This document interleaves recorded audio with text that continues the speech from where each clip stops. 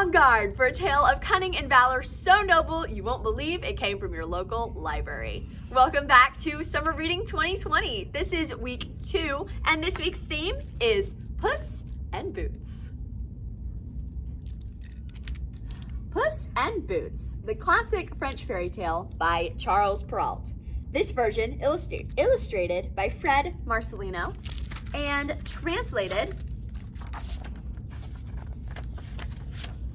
by Malcolm Arthur, published by Farrar, Straus Giroux. A miller had 3 sons, and when he died, he left them nothing but his mill, his donkey, and his cat.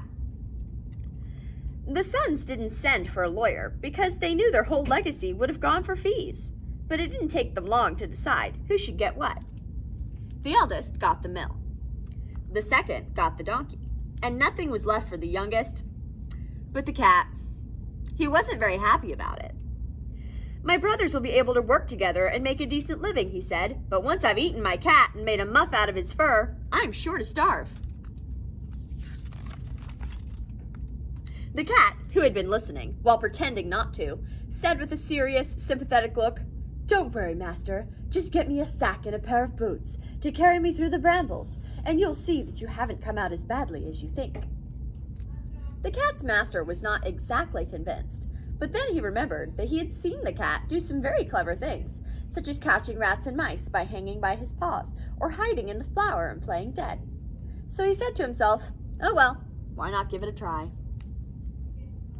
When Puss had got what he asked for, he pulled on his fine boots, threw the sack over his shoulder, and holding the strings between his forepaws, went out to a warren where there were lots of rabbits. He put bran and sow thistle in the sack and waited for some young rabbit, who hadn't caught on to the ruses of this world, to poke his nose into the sack. No sooner had he settled himself than a harebrained young rabbit walked right in. Puss pulled the strings tight and killed the rabbit without mercy or compassion. Proud of his kill, he went straight to the royal palace and asked to see the king.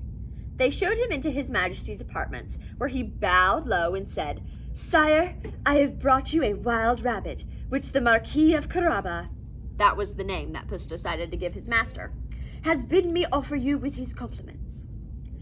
"Tell your master," said the king, "that his gift has given me great pleasure, and I thank him kindly." The next time Puss went out with his sack, he hid in a wheat field. When 2 partridges walked into the sack, he pulled the strings and caught them both. The king accepted the 2 partridges gladly and told his servants to reward the cat for his pains. For 2 or 3 months, Puss went on bringing the king game from his master's preserve. Then one day, when he knew the king would be going for a ride along the river with his daughter, who was the most beautiful princess in the whole world, Puss said to his master, "Do as I say and your fortune is made. Just go for a swim in the river. I'll show you the exact spot, and leave the rest to me." The Marquis of Carabas followed Puss's instructions to the letter, though he couldn't imagine what good it would do him.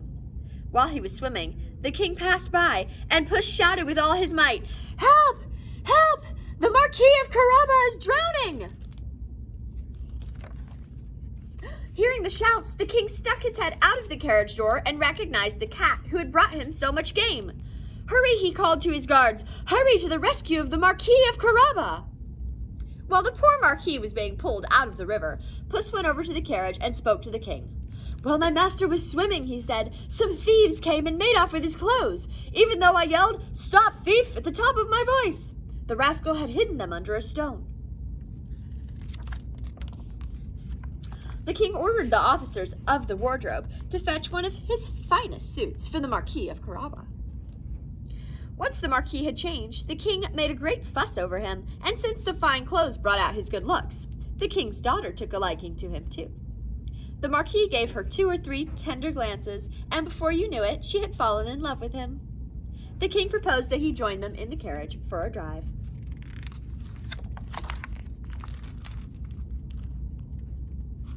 Delighted that his plan was turning out so well, Puss went on ahead. When he saw some peasants mowing a meadow, he said to them, "Friends, I want you to tell the king that this meadow belongs to the Marquis of Carabas, and if you don't, you'll be cut up as small as sausage meat." When the king came along, he asked the mowers who owned the meadow they were mowing. Puss's threat had scared them out of their wits, and they answered in unison, "The Marquis of Carrabba! The Marquis of Carrabba owns it." "A fine meadow there you have," said the king to the Marquis. "Yes, indeed, sire," said the Marquis. "Year in, year out, it yields a goodly crop." Puss, who was still going on ahead, saw some harvesters and said to them, "I want you to say that all this wheat belongs to the Marquis of Carrabba, and if you don't, you'll be cut up into sausage meat." The king, who came along a few moments later, wanted to know who owned all the wheat he was looking at. "The Marquis of Carrabba," said the harvesters, and again the king was well pleased with the Marquis. Puss, who was going ahead of the carriage, kept saying the same thing to all the people he met, and the king marveled at the size of the Marquis's estate. At last, Puss came to a beautiful castle that belonged to an ogre. He was the richest ogre in the world, for all the lands the king had passed through belonged to him. Puss, who had been careful to find out all about this ogre, went to the castle and asked leave to call on him. "What a pity it would be," he said, "to be so near his castle and not stop and pay my respects." The ogre welcomed him as affably as an ogre can and bade him be seated. "I've been told," said Puss, "that you could turn yourself into any animal you please. A lion, for instance, or even an elephant." "That is true," said the ogre, "and to prove it, I'll turn myself now into a lion." Roar! Puss was so terrified at seeing a lion right there in the room that he scrambled up onto the roof, which wasn't easy because boots are no good for walking on tiles. And it was dangerous besides. A little later, when Puss saw that the ogre was an ogre again, he came down and admitted that the lion had given him a bad scare. When he'd caught his breath, Puss said, "I hear you can turn yourself into small animals too. A rat or a mouse, for instance, but that seems impossible." "Impossible, does it?" said the ogre, and a second later the ogre was gone and a mouse was scurrying across the floor. So Puss pounced and caught him and gobbled him up.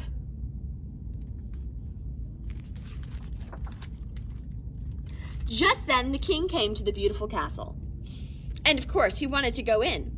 When Puss heard the sound of the carriage rumbling over the drawbridge, he ran out to meet the king. "Welcome, your majesty," he said, "to the Marquis of Carrabba's castle." "My dear Marquis," cried the king, "is it possible that this castle is yours too? What could be more beautiful than this courtyard and all these buildings around it? Let's have a look inside." The Marquis gave the young princess his hand, the king led the way, and all went in. In the great hall, they found a banquet that the ogre had ordered for his friends. These friends had just arrived, but when they saw the king's carriage, they ran away. The king was charmed by the Marquis's manners and estates, and the king's daughter had favored him from the first.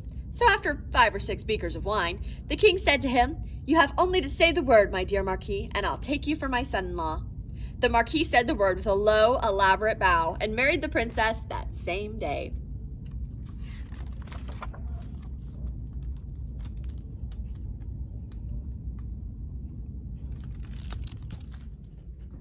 Are you ready for craft time? This is a simple project you can do at home to bring the story of Puss in Boots to you. All you need is a paper plate. If you don't have one, don't worry. You can use any thin cardboard, like off the back of a cereal box or a pasta box or anything in your pantry. But since I have a paper plate, what I'm gonna do is cut it in half.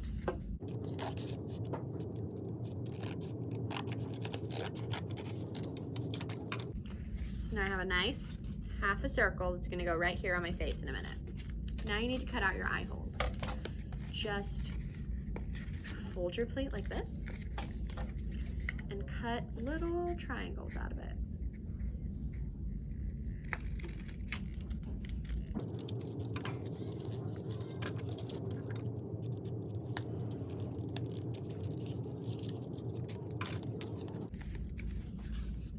Can you start to see the cat? Okay, now you have some leftover plate to make ears, so you need 2 bigger triangles, and you'll need a little bit of tape to put your ears on.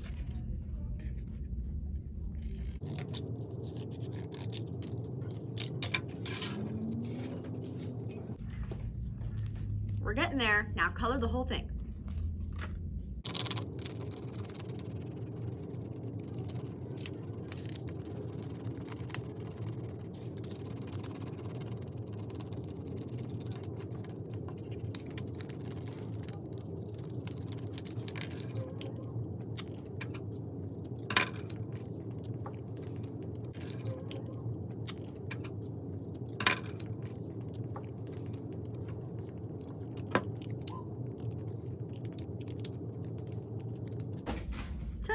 almost done.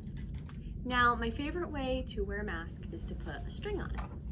So cut little holes in the side corners for you to put a string through, or a ribbon, or a piece of fabric, whatever you have at home. If you don't have anything like that, you can also just hold it, or you can try using a stick or a popsicle stick, glue that on so you have a handle to hold it by. Lots of different ways to make this work for you.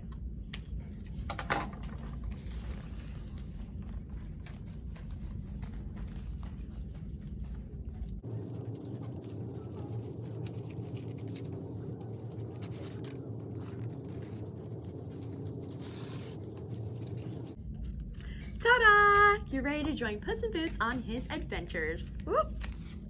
Remember that it doesn't matter what your mask looks like in the end. What matters is the time you spent making it and playing with it with somebody that you love.